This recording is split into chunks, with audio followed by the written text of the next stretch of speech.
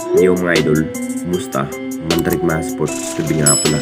Ating mag-usapan, Barangay Nibra, Maverick Amisi, approve na ang trade to SMB at Mikey Williams. Good news na balita, pero bago na nga yan, kung bago pala sa aking channel, huwag mong kalimutan subscribe at i-click ang notification bell para like kang updated sa ating latest upload pa natin. So, naging impact na nga rin ang upunan ng Barangay Nibra sa Madrid ngayong All Filipino Cup mga idol.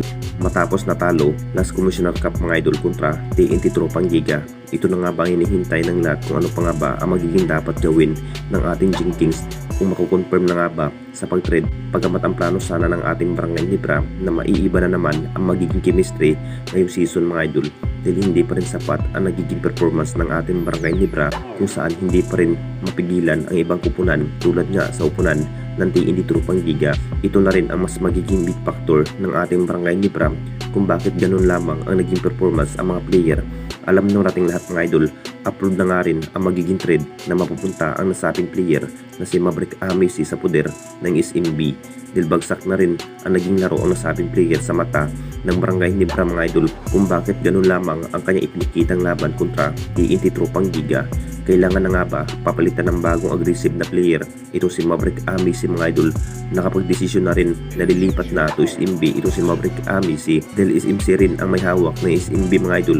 Kung matutuloy ang naging approve sa pag-trade ni Maverick Amisi, maiiba na naman ang magiging chemistry ng ating Barangay Nibra. Kung titignan natin lahat mga idol, sapat na nga ba na matrade ito si Maverick Amisi papuntang SMB mga idol? Kung hindi pa naman nakapag-desisyon ng SMC mga idol, pero plano pa lamang po ng SMC pupunta sa poder si Maverick Amisi sa SMB. At dito na naman tayo sa isa pa nating balita, Mikey Williams. Good news na balita. Alam na nating lahat mga idol na plano na nga rin ang upunan ng Barangay Nibra na hugot muli ng bagong player kung bakit hindi pa rin nanalo ang Jinkings Last Commissioner Cup mga idol kontra TNT Tropang Giga. Na ang nasa isip at plano ng Jinkings, kukunin na nga ba ang nasabing player sa magagaling sa outshot shooting mga idol. Former player ng TNT Tropang Giga ay walang iba kundi si Mikey Williams ang nasabing player. Ito na nga ba ang binalak ng Barangay Nibra para sa nasabing player na si Mikey Williams. Naging big factor na rin ito si Mikey Williams mga idol sa pagkikipaglaban kung saan kumamada pa rin ng maraming may itala nung nasa poder ng TNT Tropang Giga pa ito. Nakapag-desisyon na rin ang Ginebra Management ngayong All Filipino Cup mga idol. Baka mapupunta na nga ba sa poder ng Barangay Nibra, hindi na rin hawak si Mikey Williams sa kamay ng TNT Tropang Giga kung anytime na mapupunta na rin sa upunan ng Barangay Nibra. Sa naging bawat laro ni Mikey Williams mga idol, talagang tiwalang-tiwala pa rin na mapapaganda ang takbo ng lineup ng Barangay Nibra ngayong All Filipino Cup.